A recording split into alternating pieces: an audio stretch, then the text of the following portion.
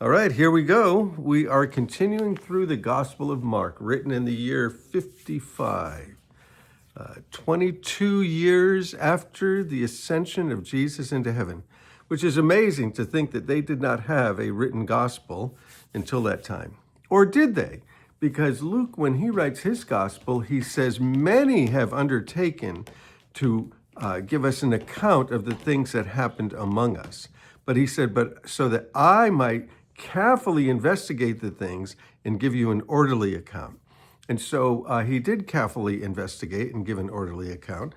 And so it seems that part of Luke's reasoning was that there were some accounts going around that really were not necessarily so accurate. And Mark was the first gospel written, even written before Luke. And some people think that Luke, of course, drew from Mark's gospel.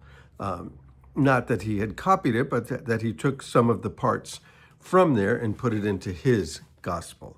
So the gospel is the good news, and it's the story of Jesus, so that you can know who he is and what he had done. Now, the Apostle Paul, he didn't write a gospel, but he did write a theology of salvation, and he shows how that Jesus is the one who worked our salvation. So together, the story, the narrative, and then the theology, the Apostle Paul gives us a great picture of what Jesus has done for us. So let's see what Jesus is doing right here.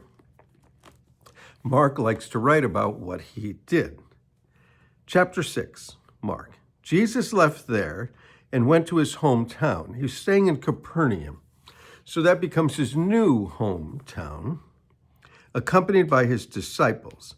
And when the Sabbath came, the Sabbaths tend to be a problem for Jesus. That's when he goes to the synagogues and all kinds of other things.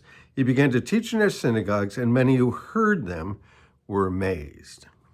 And they said, where did this man get these things? He didn't go to the schools. He didn't go to the rabbinic schools. Where did he get it? And this wisdom that's been given to him, what are these remarkable miracles he's performing? So they're saying, number one, he's saying amazing things. Number two, he's got really fascinating interpretations of what they've heard their whole life, and he's doing miracles. And they said, isn't this the carpenter? Isn't this Mary's son? And his brothers, James and Joseph and Judas and Simon? Aren't his sisters here with us? And they took offense at him. Kind of interesting, they took offense at him. Why are they taking offense at him in the synagogue? Well, first of all, let's address one thing. There's a doctrine, it's a Catholic doctrine. It's relatively new. New in the Catholic Church would be a few centuries, several centuries. But there's a doctrine that's called the perpetual virginity of Mary, saying that Mary was always, because she was a holy lady, is the idea, and because she was a holy lady, she was a virgin all the rest of her life. She was a virgin birth, and then she was a virgin. But Jesus had brothers and sisters, and the names of the brothers are right here for us, and his sisters as well. Fascinating that not all of his brothers and sisters believed him when he was ministering. But Jesus said to them, a prophet is not without honor, except in his own town, among his relatives, and in his own house. So he's saying that, people recognize a prophet, but sometimes the people that live with the prophet don't recognize the prophet. Sometimes the people who live in the neighborhood with the prophet, they don't recognize it either. And so was the case with Jesus. They were taking offense at him, taking offense at the local boy. And he could not do any miracles there except lay hands on a few sick people and heal them. And he was amazed at their lack of faith. Amazed they didn't believe. So then Jesus went around teaching from village to village, because that's what he does. He teaches, and he's going from village to village. He's going from place to place. And he called the 12 to him, and he began to send them out 2 by 2, and he gave them authority over impure spirits. This is a big thing. All through Mark's gospel, there's loads of impure spirits, demons. He's casting out demons all the time. Here were his instructions.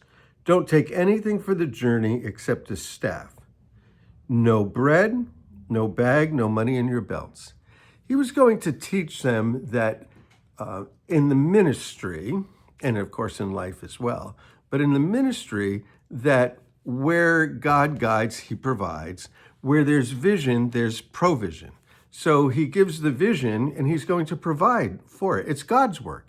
So when it comes to the work of the ministry, we need not worry about it because it's God's bills, not ours. Now, if we go doing things on our own, we could get ourselves in some trouble. But if we're following God and following his leading and following the vision, he'll provide. It's his problem. It's his bill. And he said, wear sandals, but not an extra shirt. Wherever you enter a house, stay there until you leave town. Now, hospitality was a big thing in the first century. They didn't have hotels and Airbnbs and such. And if any place will not welcome you or listen to you, leave that place and shake the dust off your feet as a testimony against it. So you don't need to stick around, those towns that aren't wanting to hear. Just move on. Just move on. And they went out and they preached that people should repent. That means to change your mind. And they drove out many demons, and they anointed many sick people with oil, and they healed them. Fascinating that the ministry that Jesus had, he has now passed on to his disciples. And that's what ministry is all about. It's about passing it on to others. King Herod heard about this, for Jesus' name had become well known. Some were saying John the Baptist has been raised from the dead, and that's why miraculous powers are at work with him. Well, King Herod would have been really bothered by the idea that John the Baptist came back from the dead because he had him beheaded. So that would be a terrible thing, right? If you were the one who had him beheaded, and now the man who had been beheaded is going to come back for you, you don't want that. But that's not who Jesus was. He wasn't John the Baptist come back from the dead. Others said he's Elijah. Well, there was the Jewish belief, because of the way that the Old Testament ends, that says, that God will send his messenger before that great and terrible day of the Lord, that Elijah would come back before the Lord and he would be the forerunner. He would be talking about it. And Jesus seems to indicate that John the Baptist was Elijah, either in type or in reality. And still others claim, they said he's a prophet, like one of the prophets of long ago, like Ezekiel or Isaiah or Jeremiah. But when Herod heard this, he said, John, whom I beheaded, has been raised from the dead. Oh my, this guy was living in paranoia. For Herod himself had given orders to have John arrested and had him bound and put in prison. And he did this because of Herodias, his brother Philip's wife, whom he had married. So this guy took his brother's wife, married her. John the Baptist, he was saying, you know what, what you're doing isn't right. And of course, Herodias, she didn't like it, so they put him in jail. And one day, Herodias' daughter came out and danced some suggestive dance, and Herod was all drunk, and he said to her, what do you want? I'll give you anything. That was so wonderful, wonderful performance. And she said, my mom wants John the Baptist's head on a platter. For John had been saying to Herod, it's not lawful for you to have your brother's wife. So Herodias nursed a grudge. Don't nurse a grudge. It'll make you want to take people's heads off. Against John, and wanted to kill him. But she wasn't able to, because Herod feared John and he protected him, knowing that he was a righteous and holy man. And when Herod heard John, he was greatly puzzled, yet he liked to listen to him. Well, I think that's the way it is. Where a lot of people hear these spiritual things, they're puzzled by them, but they like to hear them because it's truth. Finally, at the opportune time, on a holiday, Herod gave a banquet for all of his high officials and military commanders and the leading men of Galilee. They were drunk as skunks, I can tell you that. When the daughter of Herodias came in and danced, she pleased Herod and all the dinner guests.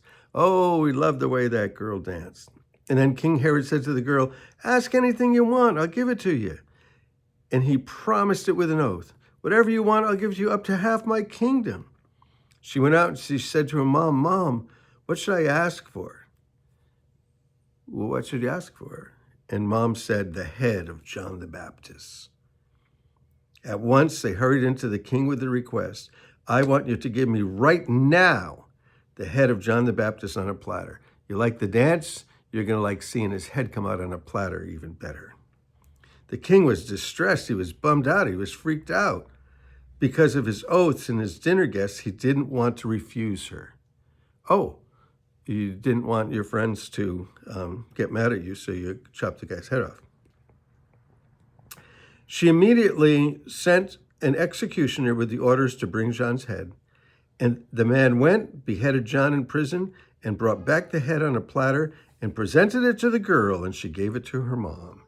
And on hearing this, John's disciples came and took the body and laid it in a tomb.